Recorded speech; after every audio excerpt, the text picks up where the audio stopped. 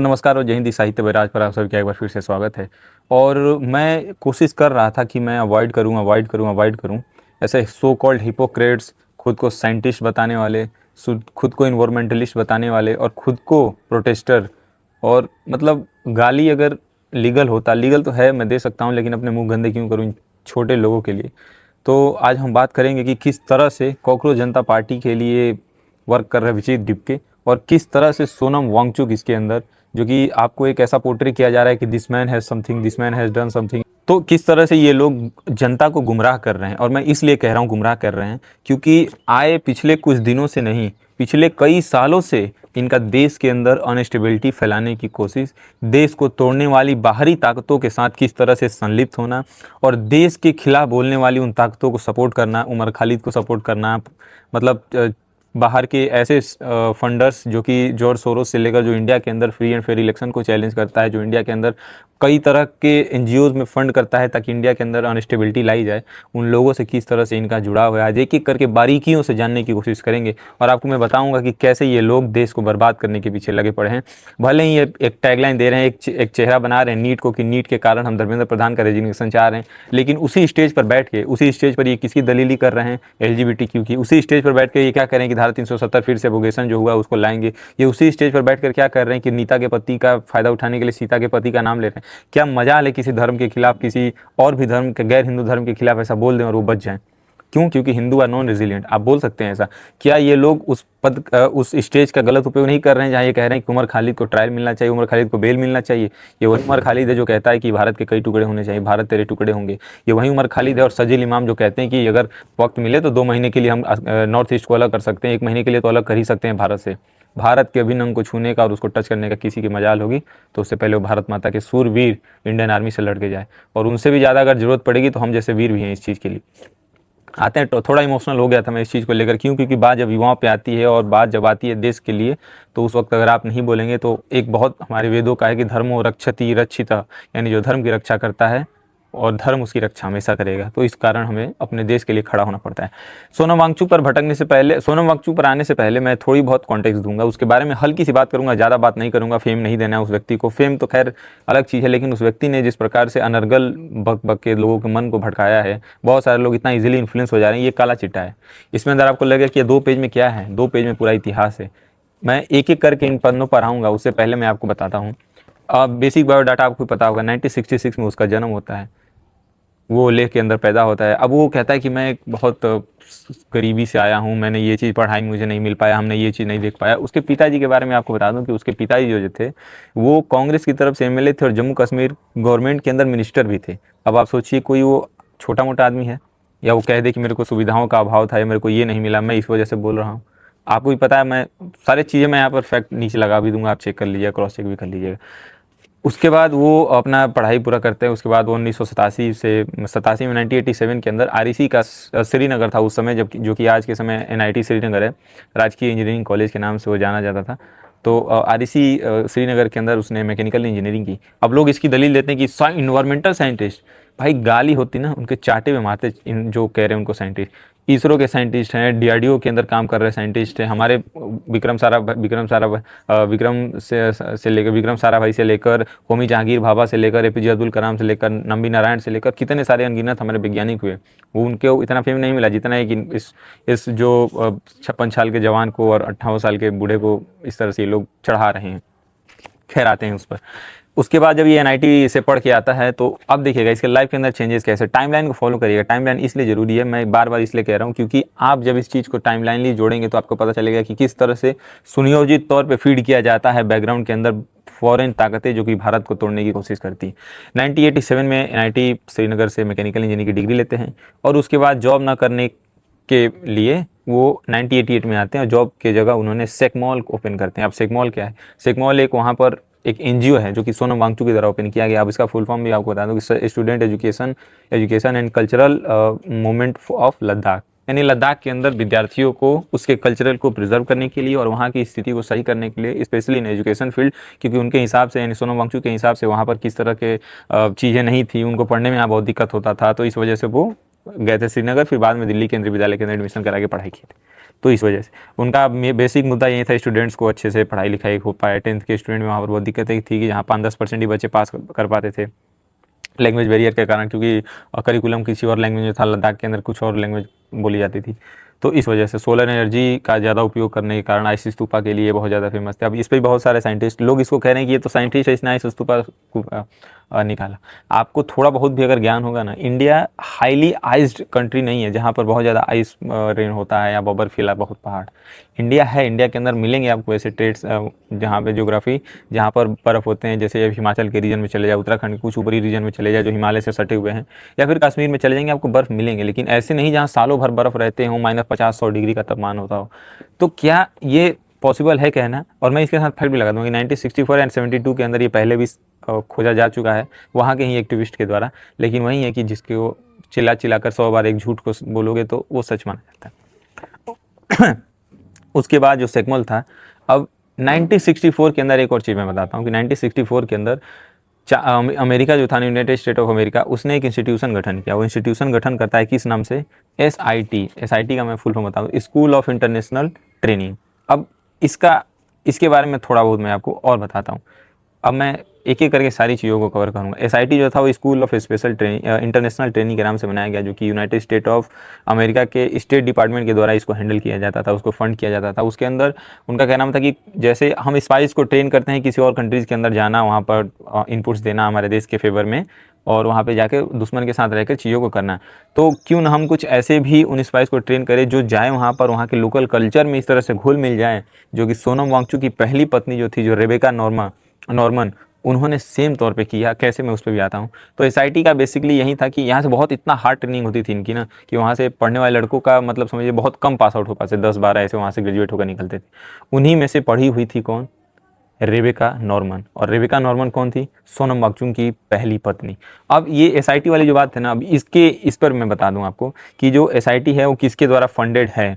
तो सबसे पहले इसकी फंड लिस्ट आप गूगल पे भी चेक कर लेंगे, मैं यहाँ लगा दूंगा। उसमें फोर्ड फाउंडेशन है, ओपन सोसाइटी फाउंडेशन है, बिल गेट्स फाउंडेशन है, और ये जो फाउंडेशंस हैं इनके बारे में मैं थोड़ी बहुत बात करूँगा। फिर आएंगे सोनम वांगचुक की पहली बीवी, और फिर धीरे धीरे मैं हर एक पत्ते को खोलूँगा। तो क्या हुआ? मम्मी नहीं बुला रही थी? तो 2 मिनट ही खड़ा रहो, यहीं रुको, मैं थोड़ा बात कर रहा हूँ कैमरे में। बैठो यहाँ, फिर तुम बैठो, बैठ जाओ। इधर बैठो, पैर रख लो उस पर, बैठो। क्या बात कर रहे हो? अब चुप रहना, ठीक है? ठीक है। तो हम बात कर रहे थे SIT के बारे में। SIT जो था ना, वो स्कूल ऑफ इंटरनेशनल ट्रेनिंग के नाम से इस स्कूल को खोला गया, इस इंस्टीट्यूट को। और इसकी ट्रेनिंग इतनी हार्ड होती थी, इसके पीछे जो था US डिपार्टमेंट जो था, वो स्पाइस को कैसे ट्रेन करना है उसके लिए बनाया जाता था। और इसके बाद इन्होंने इसमें इसलिए इतना टफ हो गया क्योंकि उनके हिसाब से ये था कि कुछ स्कूल ऐसे होने चाहिए जो ऐसे ट्रेन करे कि वो लोग वहाँ के कल्चर में इजीली डिज़ोल्व हो जाएं। जो कि रेबेका नॉर्मन, जो कि सोनम वांगचुक की पहली पत्नी थी, वो आती हैं लद्दाख के अंदर, किस तरह से उनके साथ इतना ज़्यादा घुल मिल जाती हैं, और बाद में फिर वो उनके साथ डाइवोर्स होता है, फिर वो अपने यूनाइटेड स्टेट ऑफ अमेरिका चली जाती। और इसके अंदर जो ट्रस्टीज़ हैं जो इसको फंड करने वाले थे, वो सबसे पहला था Ford foundation, open society foundation और बिल गेट्स फाउंडेशन। अब इन तीनों के बारे में एक एक करके बात करूंगा। सबसे पहले फोर्ड फाउंडेशन के बारे में बात करूँ। आपको नहीं पता है तो आप गूगल पे केवल फोर्ड फाउंडेशन या ChatGPT पे लिखिएगा, आपको बताएगा। फोर्ड फाउंडेशन एक highly United state of America और CIA बैक्ड एक कह सकते हैं फाउंडेशन है, जो कि फंडिंग करता है उन कंट्रीज़ के अंदर, उन स्टेट्स के अंदर जहां US के सॉफ्ट पावर को और मजबूत किया जा सके। कैसे? फॉर एग्जांपल समझिए कि मेरे पास 100 करोड़ रुपए है और मैंने अपने पास एक लड़के को रखा और मैंने कहा कि तू जहां रहता है वहां मेरे इन्फ्लुएंस को बढ़ा, ये पैसा ले। तो वो लड़का जहाँ रहता है, मान लो X जगह पे रहता है, वो X जगह पे जाएगा, वहाँ पर मेरे लिए अच्छी अच्छी बातें करेगा, मेरे फेवर में कुछ काम, मेरे अगेंस्ट में कुछ काम होगा तो उसके खिलाफ बोलेगा। समझ रहे हो कि मैंने एक बंदा रखा। उसी तरह से ये फाउंडेशंस होती हैं, directly United state of America के द्वारा फंड की जाती है, उनके स्टेट के द्वारा, उनके CIA के द्वारा इस तरह से फंडेड होती हैं। और ये जाती हैं किसको? डिफरेंट कंट्रीज़ के अंदर देखती हैं जहाँ US का सॉफ्ट पावर कम है, जहाँ US जो है वो बैक फुट पे है, उनको फंड करेंगी, वहाँ अपने वॉइसेस को रेज करना चाहेंगी, और फिर उसके बाद इन सारे स्टेट्स के अंदर या डिफरेंट कंट्रीज़ के अंदर अपने फेवर की काम निकलवाना चाहें। दुनिया भर में फंडिंग करते हैं ये लोग ताकि यूएस के इन्फ्लुएंस को अच्छे से और बढ़ा सकें। ओपन सोसाइटी फाउंडेशन, अब इसके बारे में थोड़ी बहुत बता दूं। जो एसआईटी को फंड कर रही है ये ओपन सोसाइटी फाउंडेशन, पता है किसकी है? George Soros.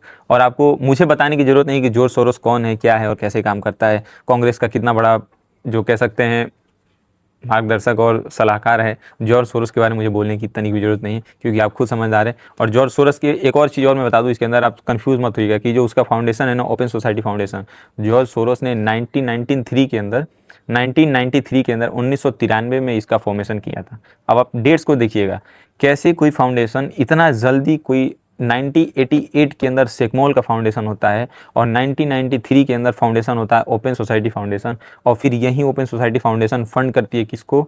सेकमोल को, जो कि सोनम वांगचुक की क्या थी, एनजीओ, और उसको फंड करना कब से स्टार्ट करता है? 1998 के अंदर। मतलब तुम सोचो कि कोई इतना 10 साल हुआ किसी एनजीओ का आए हुए और उसका काम है क्लाइमेट एक्सचेंज के लिए लड़ रहा है या किसी एक्स वाई जेड के लिए, वो भी केवल स्टेट के अंदर लड़ रहा है, वो भी स्टेट के भी एक पार्ट के नहीं, लद्दाख के अंदर लड़ रहा है, और उस सोसाइटी को फंड कर रही है fort foundation, open society foundation.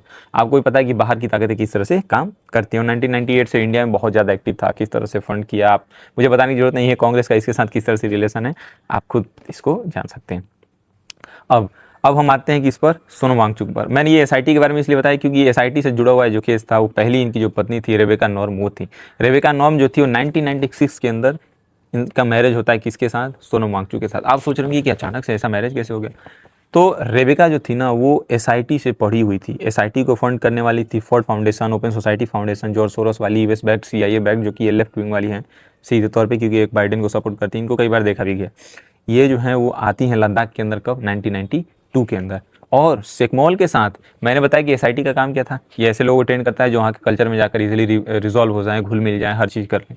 ये आती हैं कहाँ पर? लद्दाख के अंदर। लद्दाख के अंदर आकर सेकमोल के साथ जुड़कर बहुत अच्छे से काम करती है, बहुत डीपली इनका जुड़ाव हो जाता है सोनम वांगचुक के साथ भी और वहाँ के इंस्टीट्यूशन बेसिस पे लोगों के साथ भी सेकमोल से जुड़ने के कारण। और वहाँ पर लद्दाख में जाकर बहुत क्लोजली काम करती है वहाँ के लोगों के साथ, बहुत सारे बुक्स भी लिखती है। और आप एक चीज़ गौर करेंगे, अगर आप Sonam Wangchuk first wife image डालिए, सोनम वांगचुक फर्स्ट वाइफ डालेंगे तो केवल छोटा सा एक आर्टिकल आएगा जहाँ लिखा होगा कि रेबेका नॉर्मन जो थी वो सोनम वांगचुक की पहली वाइफ थी, यूनाइटेड स्टेट की थी, और बाद में इनका डाइवोर्स हो गया, फिर चली गई। अब देखिए, कभी ऐसा सोचिए कि कोई इतना बड़ा एक्टिविस्ट है जो इतना बड़ा काम कर रहा है, उसके स्पाउस का पूरा डाटा जो था वो इरेज कर दिया गया सोशल मीडिया से। आप खुद सर्च करके देखिएगा, रेबेका नॉर्मन के बारे में आपको सोशल मीडिया पे इतना मिलेगा, इतना से भी कम मिलेगा। क्यों इरेज कर दिया गया? इसके पीछे का रीज़न है, जो मैं एसआईटी बता रहा था, वो एसआईटी ट्रेन करती है ऐसे लोगों की जो जहाँ जाकर उनके इंस्टीट्यूशन के साथ खुल मिल जाए, अच्छे से मिल जाए, और फिर उसके बाद इसको भेजी कहाँ पर? लद्दाख के अंदर। लद्दाख के अंदर गई, लद्दाख के अंदर लापू नार करके जो अपोजिट साइड में रीजन था चाइना के कंट्रोल में, उस रीजन के अंदर चाइना न्यूक्लियर फैसिलिटीज़ क्या है, न्यूक्लियर टेस्ट कर रहा था, हाइपरसोनिक मिसाइल की टेस्टिंग कर रहा था। और चूंकि अमेरिका को ये पता था कि इंडिया का जो एक चोकिंग पॉइंट है ना, और इंडिया का कह सकते हैं एक वीक पॉइंट है, वो एलएसी भी है, जहाँ पर लद्दाख आता है, और लद्दाख के पास बहुत सारे नेचुरल रिसोर्सेज हैं वाटर के तौर पे, प्योर वाटर है, जो कि आज के समय सेमीकंडक्टर के लिए भी हम स्ट्रगल कर रहे हैं इस वजह से ही, क्योंकि उस समय सोनम वांगचुक ने प्रोटेस्ट कर दिया और जापान और साउथ कोरिया इन्वेस्टमेंट करने वाले थे सेमीकंडक्टर को लेकर लद्दाख के अंदर, और लद्दाख को आर्टिकल 6 के लिए लड़ाई कर रहे हैं। सारी चीज़ें मैं वो अलग से एक सेपरेट वीडियो बनाऊंगा, लेकिन मैं अभी हल्का सा आपको ओवरव्यू दे देता हूँ। वो आती है यहाँ पर आने के बाद वो उसके साथ पूरा ये एजम्पशंस नहीं, ये पूरा रियलिटी है कि आती हैं 1992 में, फिर 4 साल में इतना गहरा संबंध हो जाता है कि शादी हो जाता है, और रिसेंटली उनका डाइवोर्स हुआ 2024 के अंदर, लीगली वो डाइवोर्स किए हैं। उससे पहले उनकी जो अभी पत्नी है गीतांजलि, उनके साथ रह रही। तो आप सोच सकते हैं कि किस तरह से ये लोग हमारे देश के अंदर का बाहरी ताकतों को काम करने वाली चीज़ों को सपोर्ट करते हैं। और रेबेका जो रेबेका नॉर्मन थी वो आती हैं, क्लोजली काम करती हैं इनके साथ, और बहुत सारे डाटा को कलेक्ट करती होंगी, की भी होंगी, और उसके बाद इसको बाहर, आपको ही पता है, सीआईए और अमेरिका अलाइड एजेंसीज़ को बेचना, फिर उसके बाद डाइवोर्स के बाद वो चली जाती हैं कहाँ पर? अमेरिका। अगर आप एक्टिविस्ट थी, we are concern about environment, क्यों नहीं आप रुकी यहाँ पर? और ऐसी क्या नौबत आई कि इन फाउंडेशंस को इतना ज़्यादा फंडिंग, मतलब ज़्यादा से ज़्यादा पैसा इनको देना पड़ा? ठीक है, इनका यूज़ किस तरह से किया गया? अभी सोनम वांगचुक पिछले ही साल फरवरी 2025 के अंदर कहाँ गए थे? पाकिस्तान के अंदर। अब आप एक चीज़ और समझिए, फरवरी 2025 के अंदर वो जाते हैं कहाँ पर? पाकिस्तान के अंदर एक इन्वायरमेंट की समिट को अटेंड करने। उसको होस्ट कौन करा रहा था? उसको समिट को करा कौन रहा था? डॉन मीडिया और यूनाइटेड स्टेट ऑफ अमेरिका। अब आप सोचिए किस तरह से उन विदेशी ताकतों का उपयोग किया जा रहा है हमारे देश के। इतना बड़ा इन्वायरमेंटलिस्ट हो चुका है पाकिस्तान कि वो अपने यहाँ सबमिट करा रहे हैं और आपको इनविटेशन है और आप चले भी गए, आपको सिरे से नकारना चाहिए था कि I can not go to the Pakistan, जो कि हमारे देश के अभिनव को लेके बैठा हुआ है, जो हमारे आए दिन हमारे आतंकवादी गतिविधियाँ करा रहे हैं। आपको तो ये कह देना चाहिए था, लेकिन यू डिनाइड इट। आप कहा कि नहीं मैं जाऊँगा, और गए वहाँ पर प्राउडली जाके इस्लामाबाद में आप बकैती करके आए, तो आपको लोग इंटरनेशनल नहीं कहेंगे? डेफिनेटली कहेंगे। अभी 2025 पिछले ही साल 2025 में ही भारत सरकार ने कहा आओ तनी पिछले साल 2025 में ही भारत सरकार ने FCRA के अंदर अमेंडमेंट किया, उसके अंदर इसका लीगल वो कैंसिल कर दिया। क्यों? क्योंकि इसके फंडिंग यहीं से आ रहे हैं, फोर्ड फाउंडेशन से, ओपन सोसाइटी फाउंडेशन से। अभी मैं बता दे रहा हूँ, और इसके फंडिंग के कहाँ से आ रहे हैं। देखो, फोर्ड फाउंडेशन से आ रहे हैं, ओपन सोसाइटी फाउंडेशन से आ रहे हैं, बिल गेट फाउंडेशन से आ रहे हैं, Swedish society for nature conservation 1990 में स्वीडिश सोसाइटी इसके यहाँ इन्वेस्टमेंट कर रही है, इसके यहाँ फंड डोनेशन कर रही है। 1990 में 2 साल खुले हुए NGO को हुए। तुम अपने यहाँ काम किए होगे, कितना काम किए होगे जहाँ पर तुम्हारे यहाँ इन्वेस्टमेंट आने लगे। फिर मैं बता दे रहा हूँ, करुणा ट्रस्ट UK बेस्ड है, जो कि स्कूल्स और उसके लिए इन्फ्लुएंस है, वो इन्वेस्टमेंट इसके यहाँ कर रहा है। डैन चर्च एड करके NGO है, इसके पेज पे जाइए आप, इसके पेज पे जाइए, वहाँ पर सारा आपको डाटा मिल जाएगा। वो 2001 से इसको सपोर्ट किया जा रहा है, इसको फंड डोनेशन किए जा रहे हैं। तो ये क्या है भाई, आपको इतना पैसा क्यों आ रहा है? और रेबेका नॉर्मन के आने के बाद से ही 1996 के बाद से अगर आप देखेंगे तो लगभग 2000 से लेके 2002 में, 2008 में, 2006 में या 2012 में, 2018 में तो रिसेंटली मैक्सेस पुरस्कार इनको मिला गया। 15 से 20 अवार्ड इनको मिल चुके हैं।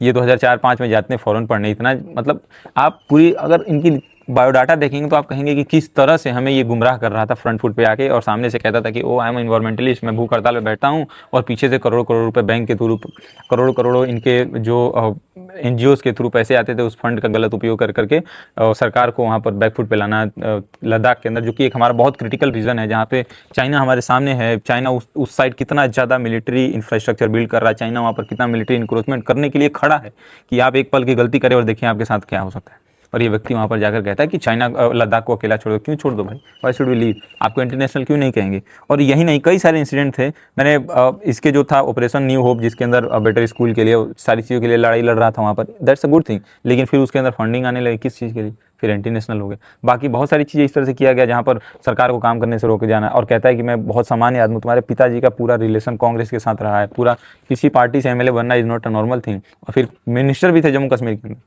तो ये काला चिट्टा बस केवल उसकी पत्नी, जो पहली पत्नी थी रेबेका नॉर्मन, उसके बारे में था, और किस तरह से उसका जो सेकमॉल जो कह सकते हो NGO था उसका, उसमें किस तरह से फंडिंग और ट्रांसपेरेंसी जो हमने आपको दिखाई कि क्या था क्या क्या नहीं था उसके अंदर, ये था। बाकी अभी उसकी जो पत्नी है गीतांजलि आगे बकवास कर रही है। अभी ये लोग पार्लियामेंट में मार्च कर रहे हैं। आपने परमिशन नहीं लिया, आप कर रहे हो मार्च। पुलिस मारेगी तो फिर कहेंगे कि अरे हमसे प्रोटेस्ट करने का भी, पीसफुल प्रोटेस्ट करने का भी हक नहीं है। तो ये पूरा बायोडाटा था उसका। सोनम वांगचुक को कवर करने का मेरा इच्छा था, लेकिन मैंने जैसे ही रिसर्च करना चालू किया, मुझे लगा कि यार that is not a natural thing, that's so abnormal. आप सोच के देखिए, कोई व्यक्ति आता है, 2 साल हुए उसको NGO खोले हुए, और स्वीडिश और कौन सी एक फंडिंग कंपनी थी, स्वीडिश और डैन चर्च एड से 2 साल के अंदर तुमको करोड़ों लाखों रुपए मिलने लगे, और उसके बाद तुमको अवार्ड्स दिए जा रहे हैं, इन्वायरमेंटल अवार्ड। और देखिए सारे इंटरनेशनल अवार्ड मिलेंगे, क्या कहते हैं, यूनाइटेड नेशन से कुछ मिले हैं इनको अवार्ड, फिर रेमन मैग्सेस, तो फलाना XYZ कितने सारे अवार्ड मिले। तो अकाउंटेबिलिटी तो लोग सवाल पूछेंगे ही ना कि आप यहाँ आए CJP प्रोटेस्ट के अंदर, और वहाँ आप नीट के छात्रों की बात करने वाले हैं। That is so nice. हम भी आपका सपोर्ट करते हैं कि धर्मेंद्र प्रधान को रेजिग्नेशन देना चाहिए। आप सिस्टम के अंदर बैठ के लोग ऐसा नहीं कर सकते कि भाई पेपर अच्छे से नहीं करा पा रहे। क्यों नहीं करा पा रहे? उनको रेजिग्नेशन देना चाहिए। लेकिन आपके स्टेज का प्रयोग किस चीज़ के लिए किया जा रहा है, वो भी एक कंसर्न है। आप खुद समझदार हैं, लेकिन वही बात है कि फिर इंटरनेशनल ताकतें एक साथ कैसे आएंगी? कुछ ना कुछ तो मौका चाहिए। और ये लोग अन्ना आंदोलन की बात कर रहे हैं। अरे वहाँ के फुटेज देख लेना, मेरे 2-3 दोस्त वहाँ गए, मैं तो अभी हूँ घर पे, नहीं तो मैं भी कल परसों में जाने वाला हूँ वहाँ पर। वहाँ लोग फ्री खाना और फ्री में बकचोदी करने को मिल रहा है, इस वजह से वहाँ पर है। फ्री में वहाँ पर घूमने को, फ्री में वहाँ पर किसी से मजाक करने को, इंटरटेनमेंट और फूड यही मिल चुका है वहाँ। वरना अन्ना हजारे के आंदोलन के दौरान लोग वहाँ बैठे रहते थे जब तक अन्ना हजारे वो वहाँ पर थे भूख हड़ताल पे, और यहाँ सब खा रहे हैं, पी रहे हैं, सब डिब के। तो कह रहा है तो मुझे तो भूख ही नहीं कंट्रोल होता, मेरे को माइग्रेन है। तो क्यों स्टार्ट किया भाई? तो वही चीज़ है कि ये था आपके सामने सारा बायोडाटा। ये मैंने बस बुलेट पॉइंट लिखे थे, एक एक चीज़ पे मेरे पास 10-10 पेज की रिसर्च थी। मैं शौक हो गया कि कैसे ये सारे फंड इंडिया के अंदर, ये जो ओपन सोसाइटी फाउंडेशन है और ये फोर्ड फाउंडेशन है, किस तरह से इंडिया के अंदर काम करती है। और FCRA पे तो मैं अलग से वीडियो बनाऊंगा ही, बना भी चुका हूँ, 1-2 वीडियोज़ आप देख लीजिएगा। तो ये पूरा बायोडाटा था उनकी पत्नी और सोनम वांगचुक किस तरह से लोगों को गुमराह कर रहे हैं कि मैं बहुत बड़ा छात्रों का हितैषी हूँ। बाकी अगर आपको वीडियो अच्छी लगी हो तो आपको ही पता है क्या करना है, do like share and subscribe, and if I have miss something you can tell me in to comments, ताकि मैं और उस चीज़ों को अच्छे से आपके सामने रख पाऊँ। ये था पूरा वीडियो और होप यू लाइक्ड इट। धन्यवाद।